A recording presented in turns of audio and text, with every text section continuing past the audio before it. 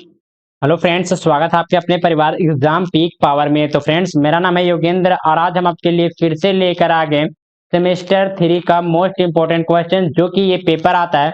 ये इसी पेपर में हम लोग देखेंगे हिंदी। हिंदी को देखेंगे। अगर ये पेपर आपका है तो आपके लिए सेशन बहुत ही महत्वपूर्ण होने वाला है, क्योंकि मैं बता दूं कि आपको इस चैनल के माध्यम से जितने भी सेशन करवाए जा रहे हैं वो सेशन सारे के सारे इंपॉर्टेंट क्वेश्चन के ही करवाया जाएगा। आप मैं बता दूं कि लगभग आपको यहाँ पे 20 सेशन करवाए जाएंगे। लगभग यहाँ पे 15 मिनट से 20 मिनट के बीच में ही रहेगा सारा का सारा सेशन। और मैं बता दूं कि अगर आप सारे के सारे सेशन को देख लीजिएगा तो इससे बाहर आपका एग्जाम में एक भी क्वेश्चन नहीं पूछा जाएगा। तो आप लोग टेंशन फ्री होकर आप जितने भी सेशन करवाए जाते हैं उतने सारे सेशन को कीजिए। और मैं बता दूं जो पिछले सेशन आप लोग नहीं कर पाए हैं, अगर उन सारे सेशन को आप लोग देखना चाहते हैं तो इसी वीडियो के डिस्क्रिप्शन बॉक्स में चले जाइए, वहां से आप प्लेलिस्ट पर ज्वाइन कीजिएगा और वहां से सीक्वेंस वाइज सारे सेशन को आप लोग देख सकते हैं। और मैं बता दूं स्टार्ट करने से पहले जो भी स्टूडेंट को अगर पेड पीडीएफ परचेज करना है, तो आप लोग इस नंबर पर कॉन्टेक्ट कर सकते हैं, जो कि आता है 94 30 70 26 06। आप लोग इस नंबर पर कांटेक्ट कर सकते हैं, आपको यहाँ पे पेड पीडीएफ भी मिल जाएगा। और मैं बता दूं कि आपको पेड पीडीएफ के साथ साथ आपको कोई भी डॉट वगैरह होता है तो आप लोग इस नंबर पर मैसेज कर सकते हैं। आप लोग प्रयास कीजिए, मैसेज कीजिए, आप लोग कॉल करने का प्रयास नहीं कीजिएगा, समझे ना। अगर आपका डॉट नहीं क्लियर होता है तो फिर हम इधर से ही कॉल बैक कर लेंगे, लेकिन आप लोग कॉल मत कीजिएगा, मैसेज कीजिए। और जो भी स्टूडेंट को अगर पेड पीडीएफ चाहिए उन स्टूडेंट को। और मैं बता दूं कि अगर आप लोग अभी तक टेलीग्राम चैनल को ज्वाइन नहीं किए हैं तो इसी वीडियो के डिस्क्रिप्शन बॉक्स में आपको टेलीग्राम चैनल का लिंक मिल जाएगा, वहां से आप ज्वाइन कर लीजिए। वहां से क्लास से रिलेटेड जो भी अपडेट वगैरह होता है सारा का सारा वहां पे प्रोवाइड करवा दिया जाएगा, या फिर एग्जाम से रिलेटेड हो, समझे। तो आप लोग टेलीग्राम चैनल को भी ज्वाइन कर लीजिए या फिर इस नंबर पर मैसेज कर दीजिए, आपको लिंक भी प्रोवाइड करवा दिया जाएगा, समझे ना। और टेलीग्राम चैनल का लिंक जो कि इसी वीडियो के डिस्क्रिप्शन बॉक्स में मिल जाएगा। जो भी स्टूडेंट अभी तक आप लोग इस सेशन को लाइक नहीं किए तो सेशन को लाइक करें, शेयर करें और सब्सक्राइब भी करना बिल्कुल भी ना भूलें। चैनल को सब्सक्राइब जरूर से जरूर कर लीजिएगा, क्योंकि आपको यहाँ पे कोई भी पेपर हो आपका कंप्लीट तैयारी करवाया जाएगा। सेमेस्टर 1 से लेकर सेमेस्टर 8 तक यहाँ पे कंप्लीट तैयारी करवाया जाएगा। तो आप लोग एकदम टेंशन फ्री होकर आप लोग चैनल को सब्सक्राइब कीजिए। चलिए स्टार्ट करते हैं। हम लोग आज की सेशन में देखने वाले हैं, क्या देखेंगे तो एक सेकेंड। पर्यावरण प्रदूषण आने की पर्यावरण किस प्रकार से प्रदूषित होता है, कौन कौन से इसके कारक होते हैं, किस कारण से हम इसको पर्यावरण प्रदूषण को कम कर सकते हैं, तो इसके बारे में चलिए हम लोग देखते हैं। यार आप लोग प्रयास कीजिएगा किसी प्रकार से पॉइंट बना बना कर ही हम लिखें एग्जाम सेंटर में भी। तो चलिए इसका भूमिका को देखते हैं। तो पर्यावरण हमारे जीवन का आधार है। हम यह हमें हवा, पानी, भोजन और जीवन जीने के लिए आवश्यक सभी संसाधन प्रदान करता है। लेकिन औद्योगिकरण, शहरीकरण और मानवीय गतिविधि कहने का मतलब है कि मानव का जिस प्रकार से यहाँ पे गतिविधि है, यानी कि जिस प्रकार से यहाँ पे कार्य करता है, वो सारे कारण से पर्यावरण का संतुलन बिगड़ गया है और प्रदूषण एक गंभीर समस्या बन गया है। इस संबंध में हम प्रदूषण के विभिन्न प्रकारों और उनके कारणों, प्रभावों और इससे निपटने के उपायों पर क्या करेंगे तो चर्चा करेंगे। तो चलिए पहले हम लोग देखते हैं कि प्रदूषण के प्रकार, यानी कि प्रदूषण के कौन कौन से प्रकार होते हैं। तो चलिए उसको हम लोग देख लेते हैं, जिसमें आता है फर्स्ट में वायु प्रदूषण। वायु प्रदूषण मुख्य रूप से औद्योगिक उत्सर्जन, वाहनों के धुएं और घरों में जलाए जाने वाले ईंधनों एक कारण होता है। यह श्वास से संबंधित बीमारियों, श्वास कहने का मतलब कि जिस सांस से संबंधित बीमारियों या फिर फेफड़ों में कैंसर और हृदय रोग का प्रमुख कारण बन जाता है। आने की आप लोग अगर इस पॉइंट को अगर बढ़िया तरीके से समझा जाए तो वायु प्रदूषण कौन कौन से कारण से होता है। तो औद्योगिक उत्सर्जन कहने का मतलब है कि आप लोग देखे होंगे कि बहुत सारे औद्योगिक लगे हुए थे, बहुत सारे फैक्ट्री वगैरह लगे हुए थे, तो इनसे जो भी धुआं निकलता है, गैस निकलता है, तो ये क्या कहते हैं तो हमारे पर्यावरण में जाकर घुल जाते हैं, तो इसके कारण से वायु प्रदूषण होता है। और वाहनों के धुएं, आप लोग देखेंगे कि बहुत सारे पुराने वाहन या फिर नए वाहन के भी माध्यम से आप लोग दिल्ली गए होंगे कभी, तो वहां पे देखेंगे कि वहां पे बहुत ही ज्यादा वाहन चलाया जाता है और उनके माध्यम से उन्हीं के कारण से ही वहां पे बहुत ही ज्यादा एयर पॉल्यूशन आपको देखने को मिलेगा। आप लोग को अच्छे तरीके से दिखाई नहीं देगा, बहुत ही सामने से आपको दिखाई देगा, अगर दूर का चीज देखिएगा तो आपको वहां पे दिखाई नहीं देने वाला है। तो वाहनों के धुएं के कारण से भी प्रदूषण, वायु प्रदूषण फैलता है। और साथ में आप लोग देखेंगे तो घरों में जलाए गए ईंधनों यानी कि लकड़ी वगैरह या फिर कोयला वगैरह जलाया जाता है, तो इसके कारण से भी वायु प्रदूषण हमें देखने को मिलता है। और इसके कारण, वायु प्रदूषण के कारण कौन कौन सा बीमारी होता है, तो श्वास से संबंधित बीमारी यानी कि सांस से लेने वाले जितने भी संबंधित बीमारी होते हैं, तो वायु प्रदूषण के ही कारण से होता है। अगर फेफड़े में अगर कैंसर होता है तो ये भी वायु प्रदूषण के ही कारण से होता है। हृदय रोग का एक प्रमुख कारण भी वायु प्रदूषण ही होता है। अब चलिए हम लोग नेक्स्ट पॉइंट में आते हैं, जो क्या आता है, जल प्रदूषण। जल प्रदूषण कहने का मतलब है कि जल प्रदूषण मुख्य कारण औद्योगिक द्वारा रसायनों और विषाक्त पदार्थों का नदियों में, जलाशयों में छोड़ना, कृषि में उपयोग होने वाले रासायनिक उर्वरक और कीटनाशक तथा घरेलू अपशिष्ट है। इसका परिणाम जल जनित रोगों आने के आप लोग देखेंगे, खुजली वगैरह वगैरह। तो ये सारे जो कि बीमारी या फिर मत्स्य संपदा का विनाश और पेयजल में कमी के रूप में सामने आता है। हम लोग कहने का मतलब है कि अगर जल प्रदूषण को अगर हम लोग ध्यानपूर्वक अगर समझने का प्रयास करें, तो जल प्रदूषण किन किन माध्यम से होता है, तो उद्योगों यानी कहने का मतलब है कि बड़े बड़े कारखानों के माध्यम से जो भी उसके अंदर रासायनिक पदार्थ वगैरह, जो कि अपशिष्ट पदार्थ वगैरह होते हैं, उनको क्या करते हैं, तो नाली के मदद से या फिर नहर के माध्यम से उसको क्या किया जाता है, तो बड़े बड़े नदियों वगैरह में छोड़ दिया जाता है, या फिर जलाशयों वगैरह में यानी कि जहाँ पे जल इकट्ठा होते हैं तो वहां पे छोड़ दिया जाता है। और किसके माध्यम से होते हैं, तो कृषि में उपयोग होने वाले रासायनिक उर्वरक कहने का मतलब है कि खाद वगैरह या फिर कीटनाशक दवा वगैरह जो भी होते हैं, जिसके कारण से भी जल प्रदूषण हमको देखने को मिलता है। और घरेलू में अवशिष्ट है, यानी कि कहने का मतलब घरेलू उपयोग में जो भी अवशिष्ट पदार्थ, कहने का मतलब है कि आप लोग मार्केट जाइएगा तो वहां से क्या कीजिएगा, तो प्लास्टिक वगैरह खरीद लीजिएगा, या फिर कोई भी जो कि आने के बाद अपशिष्ट हो जाता है, और उसको क्या करता है, बहुत सारे लोग देखिएगा कि उसको बड़े बड़े नदी वगैरह में क्या करते हैं, तो फेंक देते हैं, तालाब वगैरह में फेंक देते हैं। तो इसके कारण से वहां पे क्या होता है, तो जल प्रदूषण देखने को मिलता है। और इसके कारण से मतलब कि जल जनित रोग, जो कि खुजली वगैरह या फिर चर्म रोग वगैरह देखने को मिलते हैं। और मत्स्य संपदा का विनाश हो जाता है। कहने का मतलब है कि जितने भी जानवर वगैरह होते हैं, अगर उस पानी का अगर सेवन करते हैं तो उनका भी जो कि बीमार हो जाते हैं, उनको इलाज नहीं हो पाता है, जिसके कारण से वो वहां पे खत्म हो जाते हैं, यानी कि क्या होते हैं, तो डेड कर जाते हैं, मर जाते हैं। और पेयजल के भी कमी जो कि देखने को मिलता है जल प्रदूषण के ही कारण से। चलिए अब हम लोग नेक्स्ट पॉइंट में आ जाते हैं। नेक्स्ट पॉइंट में आता है क्या, तो मृदा प्रदूषण आने की भूमि प्रदूषण आप लोग कह सकते हैं। मृदा प्रदूषण कहिए या फिर मिट्टी प्रदूषण कहिए, समझे ना। तो मृदा प्रदूषण कृषि, रसायन उद्योगों, कचरे और अपशिष्ट पदार्थों के यह अनुचित निपटान के कारण होता है। इसमें भूमि की उर्वरता को क्या करती है, तो कमी आती है। और खाद्य श्रृंखला में भी हानिकारक तत्व प्रवेश कर जाते हैं। आने की कहने का मतलब है मृदा प्रदूषण किस प्रकार से होता है।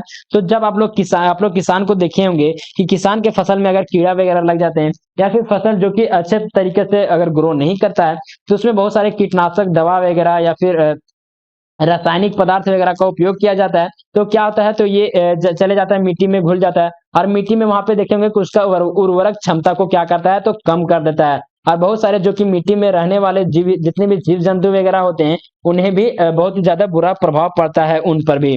चलिए हम लोग नेक्स्ट पॉइंट में आते हैं। नेक्स्ट पॉइंट में क्या जाता है, तो ध्वनि प्रदूषण यानी कि साउंड पॉल्यूशन। शहरीकरण और औद्योगिकरण के कारण बढ़ती ध्वनि प्रदूषण भी एक गंभीर समस्या है। इनका प्रमुख स्रोत वाहनों का शोर, औद्योगिक मशीनों की आवाज और विभिन्न सामाजिक गतिविधि कहने का मतलब है कि आप लोग देखे होंगे कि शादी वगैरह होता है, लगन का सीजन होता है, तो वहां पे साउंड वगैरह बजाया जाता है। साउंड वगैरह यानी कहने का मतलब कि लोड स्पीकर बजाया जाता है, जिसके कारण से भी ध्वनि प्रदूषण हमको देखने को मिलता है। यह मानसिक तनाव यानी कि मानसिक बहुत ज्यादा दिमाग पर यहाँ पे प्रेशर पड़ता है, और नींद की कमी आती है, यानी कि आपको नींद भी अच्छे पूर्वक नहीं आएगा। और श्रवण क्षमता को कम करता है। श्रवण क्षमता कहने का मतलब है कि सुनने की क्षमता को भी क्या करता है, तो कम करता है, समझे। तो इन सारे पॉइंट को आप लोग मेंशन कीजिएगा। चलिए हम लोग नेक्स्ट में आते हैं, प्रकाश प्रदूषण यानी कि लाइट पॉल्यूशन। अत्यधिक और अनुचित प्रकाश व्यवस्था के कारण प्रकाश प्रदूषण होता है। यह प्राकृतिक रात्रि के समय और बाधित करता है और वन जीवों और मानव स्वास्थ्य पर नकारात्मक प्रभाव डालता है। अगर आप लोग को ये पॉइंट याद रहता है तो आप लोग लिखिए, या फिर नहीं याद रहता है तो समझिए कि ये नोट इंपॉर्टेंट पॉइंट है। अगर आप लोग लिख दीजिएगा तो बहुत ही बेहतर बात है, समझे ना। अगर नहीं भी लिखेगा तो भी आपका आंसर सही हो जाएगा। अब चलिए हम लोग देखते हैं प्रदूषण के कारण, यानी कि प्रदूषण के कौन कौन से कारण है, जिसमें आता है फर्स्ट में आता है औद्योगिक कारण, यानी कि औद्योगिक जो कि उद्योग द्वारा छोड़े जाने वाले हानिकारक रासायनिक और धुआं पर्यावरण को क्या करता है तो प्रदूषित कर देता है। अब चलिए हम लोग नेक्स्ट में देखेंगे तो वाहनों की बढ़ती संख्या, यानी कि आप लोग देखे होंगे कि आप लोग के गांव में, यानी कि पहले जो कि 10-20 साल पहले बहुत ही कम वहां पे गाड़ी वगैरह आप लोग को देखने को मिलता है, वाहन परिवहन वगैरह देखने को मिलता है। तो आप लोग देखेंगे कि आप लोग घर घर में समझिए कि 3-4 वाहन आप लोग को कंपलसरी देखने को मिल ही जाता है, अगर औसतन देखा जाए तो, समझे। तो इसके कारण से वाहनों की जनसंख्या जो भी बढ़ रही है, और इसके कारण से क्या होता है तो बहुत सारे जब वाहन अगर रोड पे निकलते हैं और वहां पे चलाए जाते हैं तो उससे क्या निकलता है तो धुआं निकलता है, गैस निकलता है, और इसके कारण से क्या आता है तो वायु प्रदूषण जो कि एक मुख्य स्रोत ये बन जाता है। चलिए हम लोग नेक्स्ट में आते हैं कृषि गतिविधियां, रासायनिक उर्वरकों और कीटनाशकों का उपयोग मृदा और जल प्रदूषण का कारण जल प्रदूषित करता है। चलिए हम लोग नेक्स्ट पॉइंट में आते हैं घरेलू अपशिष्ट का अनुचित निपटान कहने का मतलब है कि आप लोग डस्टबिन में अगर नहीं डालिएगा या फिर इधर उधर फेंक दीजिएगा तो इसके कारण से भी जो कि जल और मृदा प्रदूषण का कारण भी बन जाता है। चलिए हम लोग नेक्स्ट में देखेंगे वनों की कटाई से मिट्टी का क्षरण करने का मतलब है कि अगर बाढ़ वगैरह आता है तो वहां पे मिट्टी वगैरह को भी साथ में बहा देता है, तो इस कारण से वायु की गुणवत्ता में भी क्या आती है तो कमी आती है। चलिए हम लोग नेक्स्ट में आते हैं प्रदूषण के प्रभाव, यानी कि प्रदूषण से कौन कौन से प्रभाव होते हैं, यानी कि इसका इफेक्ट क्या होता है। तो चलिए उसको भी हम लोग आगे देखते हैं, जिसमें आता है क्या इसके, हाँ, जिसमें क्या आता है तो स्वास्थ्य पर प्रभाव एक मेन पॉइंट इसका बन जाता है। तो प्रदूषण के कारण विभिन्न स्वास्थ्य समस्याएं उत्पन्न होती हैं, जैसे कि यह अस्थमा, कैंसर, हृदय रोग और त्वचा रोग किसके माध्यम से होता है तो जल प्रदूषण के माध्यम से होता है। जल प्रदूषण के माध्यम से होता है, जो कि त्वचा रोग, यानी कि चर्म रोग भी इसको हम आप लोग कह सकते हैं। चलिए हम नेक्स्ट में आता है पर्यावरण पर प्रभाव, यानी कि पर्यावरण पर क्या प्रभाव पड़ता है तो प्रदूषण से पारिस्थितिकी तंत्र का संतुलन बिगड़ता है, जलवायु परिवर्तन होता है और जैव विविधता की कमी आती है। चलिए हम लोग आगे देखेंगे जो क्या आता है, नेक्स्ट पॉइंट आ जाता है आर्थिक प्रभाव की इस प्रकार होता है अगर पर्यावरण प्रदूषण होता है तो चलिए इसमें आता है प्रदूषण के कारण स्वास्थ्य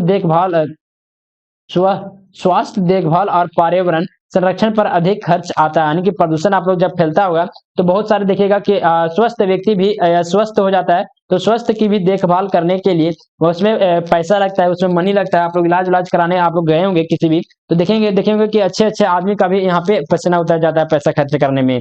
तो स्वास्थ्य जो कि देखभाल करने में अब आर्थिक प्रभाव भी हमको देखने को मिलता है। पर्यावरण संरक्षण पर अधिक खर्च आता है, यानी कि पर्यावरण का अगर पेड़ वगैरह भी लगाया जाता है तो उस पर भी बहुत ही ज्यादा खर्च आता है, और आर्थिक विकास को भी क्या करता है तो प्रभावित करता है, यानी कि फाइनेंशियल रूप से अगर आगे हम बढ़ना चाहें तो उसको भी प्रभावित करता है। चलिए हम लोग नेक्स्ट पार्ट में आते हैं तो प्रदूषण से निपटने का उपाय, यानी कि प्रदूषण से हम किस प्रकार से निपटेंगे, जिसमें आता है फर्स्ट पॉइंट आता है तो प्रदूषण नियंत्रण कानून, यानी कि प्रदूषण को नियंत्रण करने के लिए कड़े से कड़े कानून और फिर नीतियों का निर्माण किया जाना चाहिए और उसका पालन भी सुनिश्चित करना चाहिए। पालन सुनिश्चित करने का मतलब है कि जो लोग अगर उस नियम कानून का अगर पालन नहीं करते हैं तो उसको क्या किया जाना चाहिए तो उस पर कड़ी से कड़ी कार्रवाई किया जाना चाहिए। चलिए हम लोग नेक्स्ट पॉइंट में आता है नवीकरणीय ऊर्जा का उपयोग, सूर्य, पवन और जल ऊर्जा का उपयोग करके पारंपरिक ऊर्जा स्रोत पर निर्भर क्या करना चाहिए तो कम करना चाहिए, यानी कि सौर, पवन, जल ऊर्जा पर उपयोग करके मतलब कि उपयोग करना चाहिए, इन सारे ऊर्जा संयंत्रों पर उपयोग करना चाहिए और पारंपरिक ऊर्जा स्रोतों पर निर्भरता कम हो जाना चाहिए। चलिए हम लोग नेक्स्ट पॉइंट में आते हैं, जिसमें आता है जन जागरूकता, लोगों के पर्यावरण संरक्षण के प्रति जागरूकता फैलाना और उन्हें प्रदूषण के प्रभाव के बारे में क्या करना चाहिए तो शिक्षित करना चाहिए। चलिए हम लोग नेक्स्ट पार्ट में आता है हरित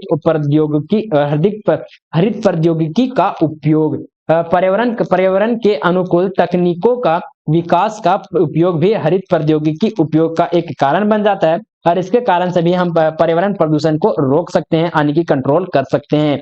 चलिए नेक्स्ट पॉइंट में आता है जो क्या आता है वृक्षारोपण, जो कि एक इंपॉर्टेंट इस पॉइंट बन जाता है और इस पॉइंट को आप लोग जरूर जरूर मेंशन कीजिएगा।